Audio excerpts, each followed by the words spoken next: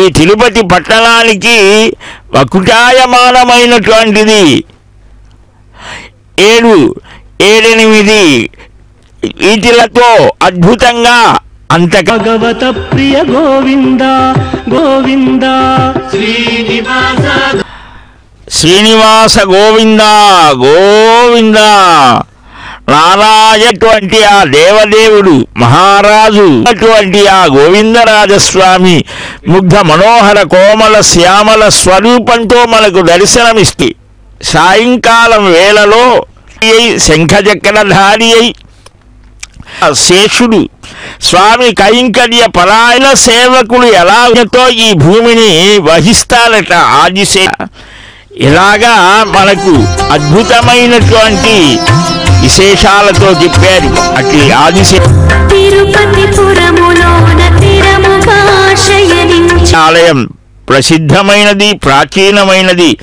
ఒకనాటి కాలంలో దీన్ని గోవిందరాజ స్వామివారికి వైఖానస సంప్రదాయానికి ఇలాగా వైఖానస ఆగమోక్త విధానంతో కొత్తూరు గ్రామమని దాన్ని కలిపి ఒకప్పుడు ఈ శేషాల పట్టణమని ఇలాగ తిరుపతి అని అనేక పేర్లు. ఇప్పుడు శ్రీనివాసుడు జాగ్రత్త అవస్థ స్వరూపమే ఆ స్వరూపం, నిద్రావస్థలో యోగ నిద్రా ముద్రితులైనటువంటి స్వరూపం. కొలువై ఉన్నాడు వీడే ఎడమ కాంతల గోవిందరాజు కొడిసా గోవిందరాజు కొలువై ఉన్నాడు వీడే గోవిందు.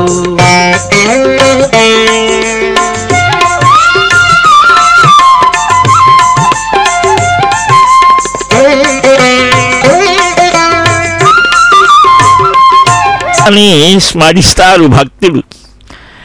ఆ మహావిష్ణువు కృష్ణావతారంలో భక్త సులభుడై గోవిందనామంతో ప్రసిద్ధి విన్నా పొందేటువంటి వాడు. అనేక అర్థాలు. గో అంటే స్వర్గం, అంటే మోక్షమని, తానే ఆధారమని గో బృందావన వాసులు లక్షలాది ఆ గోకుల వాసులంతా కూడా గోవర్ధన పర్వతం క్రింద నిలిచి రక్షణ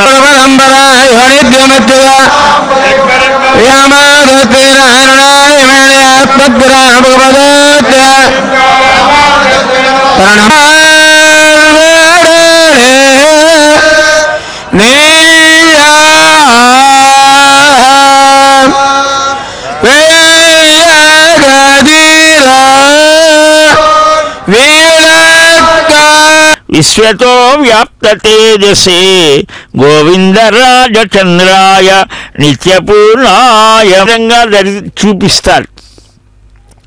ఇక్కడ మనకు 108, 128 కూడా తిరుపతులు, దివ్య తిరుపతులు ఉన్నాయి అని. 4 యుగాలలో వెంకటాద్రి విరాజిల్లినది అని. ఒకానొక కాలంలో తిరుమల నుంచే బ్రహ్మోత్సవాలలో అఖండ దీపాలను వెలిగించుకొని ఆయా ఆలయాలలో బ్రహ్మోత్సవాలు చేసేవారని. అందుకనే సమున్నతమైనటువంటివి గోపురం పాలమిత్యాహు అని భగవద్ ఆలయానికి సూచకములు గోపురములు. మట్ల అనంతరాయ ఎంతవాడే గోవిందరాజు కుమ్మరించి రాజసమే గోవిందరాజు కొమ్మలాల ఎంతవాడే గోవిందరు ఒగిచాచి బల్లకేల కొప్పుకడు నెత్తినాడు గోవిందరాజు.